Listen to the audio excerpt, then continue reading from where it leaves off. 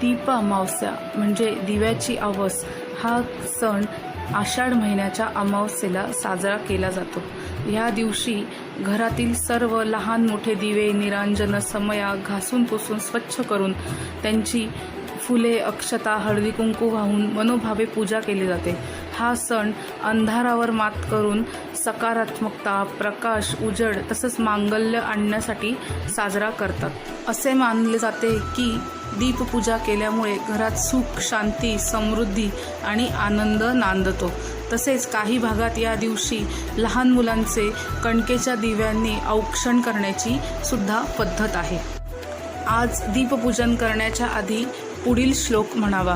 दीप सूर्याग्नी रूपस्त्वं तेजसां तेज उत्तमं गृहाण मत्रुतां पूजां सर्व कामप्रदो भव। ह्या श्लोकाचा अर्थ असा आहे की हे दीपका तू सूर्यरूप तसेच अग्निरूप आहे। तुझे तेज हे सर्वोत्तम आहे। मी केलेल्या पूजेचा स्वीकार करून माझ्या सर्व मनोकामना तू पूर्ण कर। धन्यवाद।